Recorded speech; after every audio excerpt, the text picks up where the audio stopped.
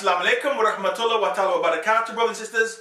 Welcome again to Islamic Action TV, Guerrilla Mandate Productions with me, Mohammed Solomon, and my co-host, Simon Marciniak. Assalamu alaikum wa rahmatullahi wa ta'ala wa barakatuh. Assalamu alaikum, assalamu alaikum, assalamu alaikum, brothers and sisters. Once again, we're here again, back by popular demand, bringing you the truth as we see it, bringing you education and entertainment, which we call edutainment. Making sure, brothers and sisters, that you're kept up to date with the latest news, the latest reviews, the latest current affairs. Making sure, by the grace of Allah, that we give you as much information as possible so you can have your own way of looking at the world, critical thinking. Because we believe that at the moment, within the Islamic world, people have got stagnated. People are not pushing the boundaries anymore. People are not taking this thing to its fullest and helping to expand the intellect, the spirituality, the love, the unity of the deen. So today we're going to be talking and touching on a very relevant topic, relevant to a particular section of the Islamic community which we refer as the Shia community, or those who follow the Ahlullbayt. We're not saying that all Muslims don't, but we know that amongst the Shia there is a particular love for the Prophet's family, a particular love for the expression of how Allah subhanahu wa ta'ala has even said in his Quran that he would designate and send the Khalifa for every community at every time. And who else is that but our beloved and most awaited Imam Mahdi alayhi salam. Now brother, we obviously was chopping this up just before we came on air. Explain to the community or to the brothers and sisters who are watching about this whole thing about the Fatima, Bibi Fatima Islam, and this season that's going to be coming on us now in the Shia world. Yes, we are now in the season of what's known as the Fatimiyya season.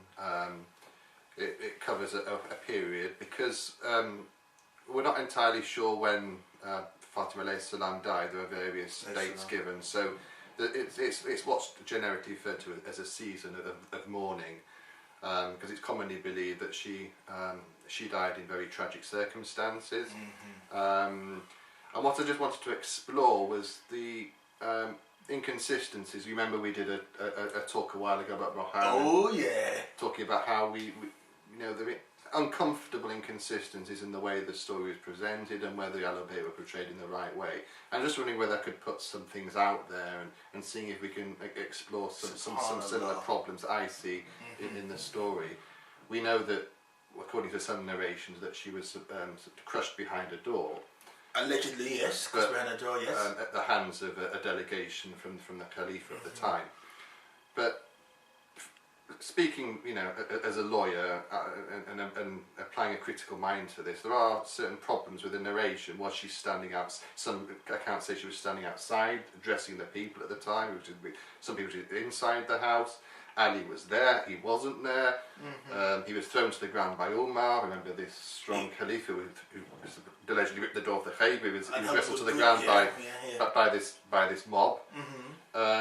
So and he watched and apparently he watched and saw his house getting burned to the ground and didn't think about it. Yes, I mean, and these sorts of things are smoothed over and explained away, if you like, in a way that I'm not entirely comfortable with. And then we have this blame culture going on. So the fact that she died, tragic as it is pinned on a certain group of people that who were supposedly cursed for all eternity. And I just wonder whether that's something that's healthy. Is it healthy to have a culture of cursing and vilification? Does it build bridges? Does it help our community to do that? What do we think about that? I feel that there is strong evidence or a strong rationale to challenge these narratives. I would agree with you on that. I believe that for us, those of us who are coming from the outside of these communities, which this has been saturated and this is like neuro-linguistic programming for a lot of the individuals in these communities around self-flagellation, around this culture of mourning, of crying, of constant regurgitating of a tragedy. I believe that maybe there's been expressions of that have come out that are not healthy for those of us who've coming perhaps from coming from a particular mindset where we want to uplift ourselves, where we want to feel whole and we want to feel that we've achieved, we want to feel good about ourselves, then you come in and you have to feel bad about something that happened that you had no responsibility for. So I think it's almost like accepting post-traumatic stress syndrome of, say, a soldier, like, and you're taking on his issue. You're not helping him to move away from it. In fact, you're wallowing in that tragedy with him.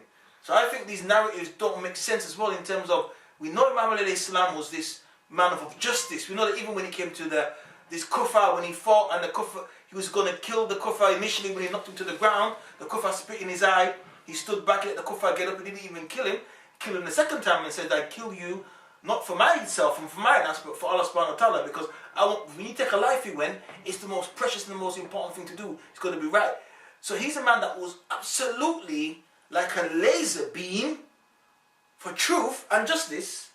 So why would he sit back and let somebody crush his wife behind the door, make her abort their young unborn child Muslim, be shackled and chained like a dog, dragged before a Khalifa, and be this, I'm sorry to say it, kitten whipped? Yeah. I smell a rat, brother. I do indeed. Doesn't add up. No. And of course we have this, both you and I have been on Hajj. We've visited many places that are sort of sacred in our belief system. So the cave, the graves of many of the martyrs of the time, many of the wives, all the rest of it. Yes. But never once has it been suggested to me that we go and visit this place called Fadak. Speak on that. We're told that this is the seed of the Sunni Shia conflict. The fitna come from there. That's right. Yeah. So Fatima goes to speak to the Caliph at the time, saying, "Return this land to me. It's of such great importance to me and the community." But not once do we hear of it today. We don't know where it is. We don't know what exists. So I'm sitting back thinking, okay, so maybe there's something behind this. Maybe there's some power at work to create this division that. All in the interest of a power struggle. I would agree with that. I think, once again, as we said, you and I have both been to Karbala, we've both been to Iraq. We've been on Hajj. So, as you said, nowhere in these narratives is Fadak mentioned in terms of let's visit Fadak. Let's go and see where everything took place. Yeah. So why is it so important to the Shia? Or the Ahlullbayt, why we're just prevented from understanding why it's so important, and it's just presented as a sort of propaganda tool. Yeah, this sort of discourse that's supposed to have happened between these two rivaling parties. Who we know, I think a lot of this narrative is, there was this Jewish scholar, I forgot his name, but he wrote a book called The Holocaust Industry, in which Norman Finkelstein, yeah, I actually met him. Great guy, actually. I met him at university. So apologies, Norman, if you're watching that. I can't remember your name. But anyway, the point is, he touched on the thing that some of the Zionist Jews hold dear, which is they want to create this whole wave of constant whinging and whining and crying about the Holocaust. The 6 million. Well, we know the African lost over 200 million alone in the Middle Passage. But let's not talk about that. The British killed millions in China. In the Boxer Rebellion. They killed, how many thousands died in Vietnam? How many people, millions of people have died, but they pick on this whole thing. And I see the other day, King Leopold of Belgium killed far more in Belgium. King Leopold, this man was a monk, exactly. But we don't hear about this. Nobody mentions that. No, let's not talk about that. And in fact, he had a city named after him, Leopoldville. Which became Kinshasa. That's like Hitlerville. Yeah, exactly. So but my point is that they use this tragedy to create a narrative in order to steal the land of the Palestinians and constantly rake up this so-called 6 million all the time, right?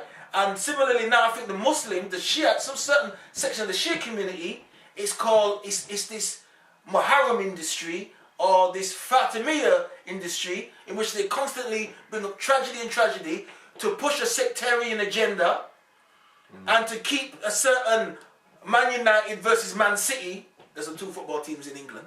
Alright, these rivalries going on. Yeah? So when we become Muslim, we don't want to be brought into that nonsense, sucked into that. We want to learn about Fatima, yes. But we don't want all the other stuff that comes with it to pull us into some football team or some sectarian stuff. That, I'll be honest with you, that's between the Arab and the Persian. Well, the last talk we had a few minutes ago, we were talking about the number of organisations and groups that are desperately seeking funding, and all the Susan seeking funding. I don't. Yeah. Seeking. And all the websites say like a mantra: we are building bridges. We're seeking to build bridges in the community. So how can you make that sort of claim and then at the same time promote these shibboleths, if I can be rude enough to call it that do nothing, that do exactly the opposite? I totally agree with you, and it gets down to. I remember a few years back, I went to a masjid where they were doing the flagellation, and I merely found it. I was upsetting for me because there was children there, 5-year-old children, 2-year-old little boys, stripped to their waist with these chains, slicing themselves to pieces. There was plastic matting down. There was literally ankle deep in blood in a mosque. Bits of skin flying everywhere, worse than a Tarantino movie, right? And obviously I found this, and I'm standing there, butts of blood splattering on me. I commented, this is unhealthy. I'm sure the imams would not condone this. Ayatollah Khomeini himself apparently said that this was not a very good sight for Muslims. In fact, brings shame, disgrace, and dishonour to the Ahlullbayt. And for that, somebody turned around and swore profanity at me. And because I was of African Caribbean descent, this was used to try and get me out of the masjid and call the police on me and said, this man, even though I'm dressed in all black, even though I'm of the Ahlullbayt, they brought it down to the most filthiest thing. Oh, he's a black guy coming into our place. That let me know we're causing trouble, uppity. Because I merely questioned the legality of an act that was abhorrent to any civilized person or community. Yeah, and the common sense of an act of that when children are around and health and safety, little children, 2-year-old children, making them do this act. So I believe that there is a sectarian element to it. I believe that some of these hadiths that they're making up that make Ali look weak, make him look oppressed, to continue this whole image of him impotent. They make him look impotent. So woman is it's a form of castration. Of course, it's a form of castration. So you castrate him, you castrate the community. You have to keep on getting funding. So just as the Zionists constantly want funding to support the illegitimate state Israel, these people constantly need funding to feed the trauma, to feed the wound. The word trauma in German means nightmare, doesn't it? It means something that's continually nightmarish. So so the stories get more sophisticated every year. Or less sophisticated. If the head's not talking by itself, then it's floating around by itself in a room. More fantastic. Like the tallest stories get taller by the... So I can see your concern. I can understand your concern. And I think that this is the problem when we try and spread in this thing. I think Ahlullbayt Islam in England was spread with groups like Islamic Action, and it was to the detriment of the existing community, because they didn't want this getting out. They don't want this to go out. They want to keep it in a little cabal of themselves, feel sorry for themselves, blame certain people, certain Sahabas, curse them, all this cursing these Sahaba, they did this, they did this, they did that, and constantly, oh, woe is me.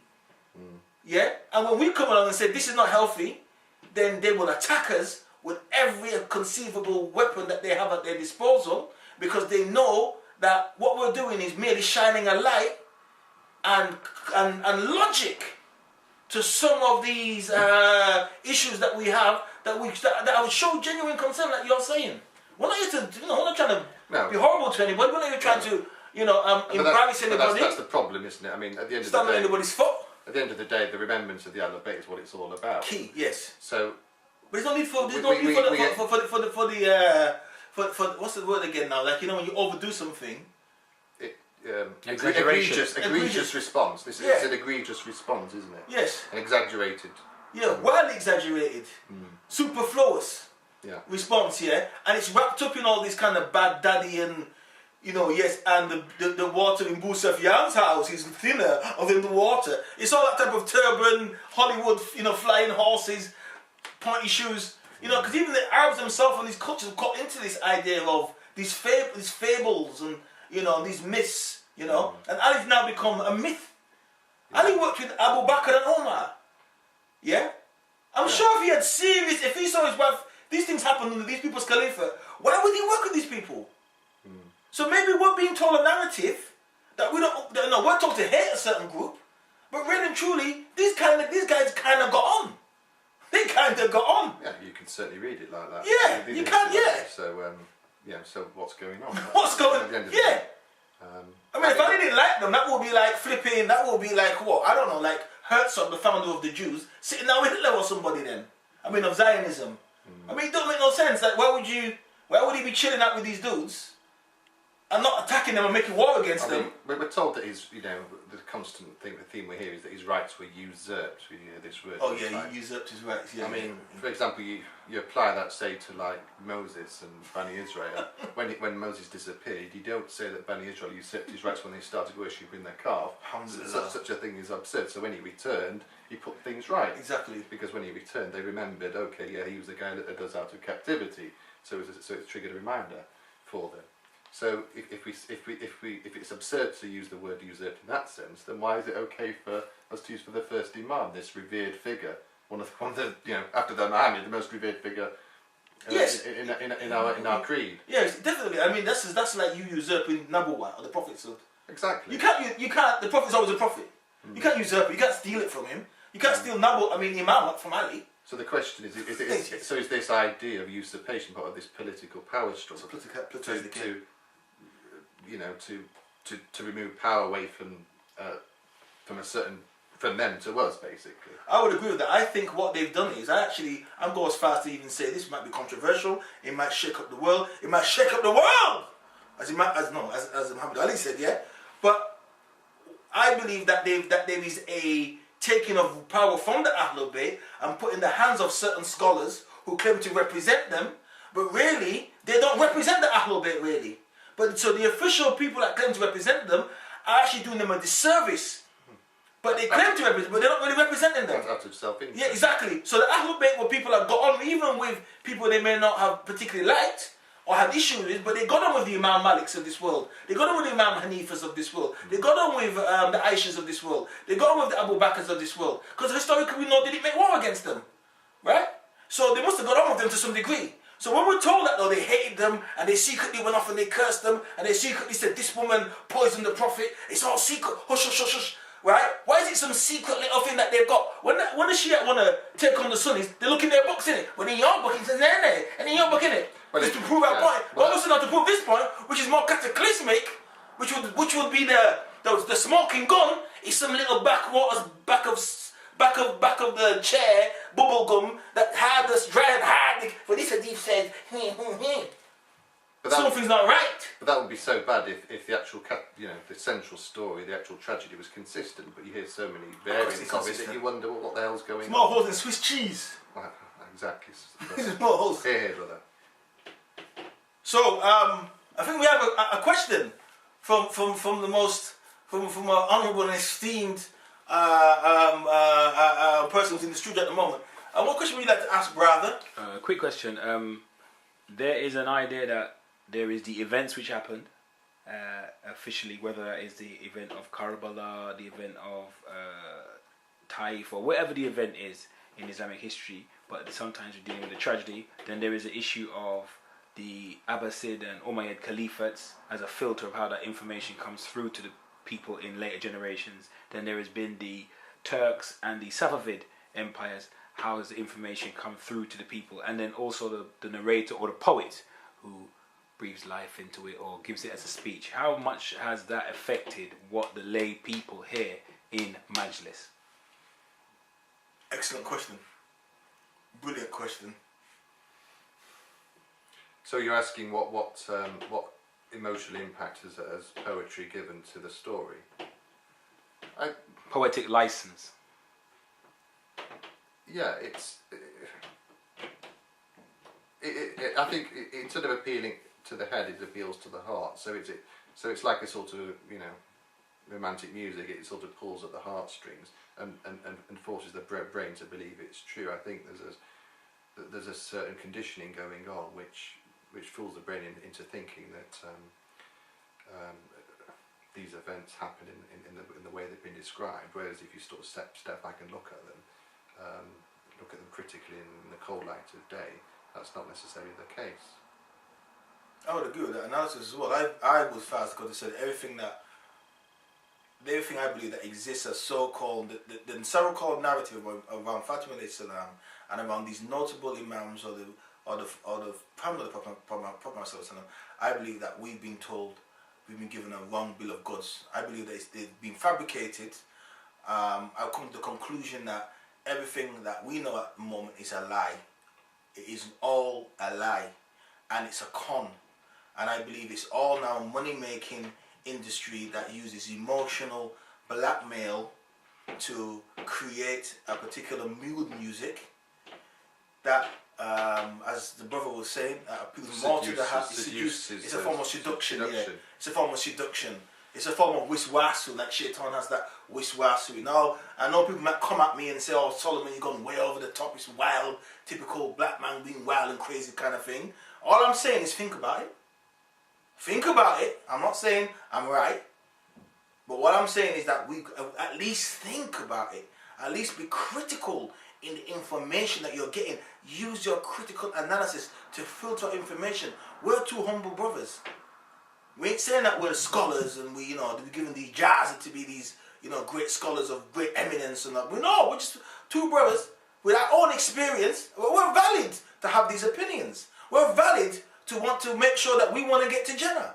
We're valid to when we want to be able to just decipher and filter out information as we're getting it.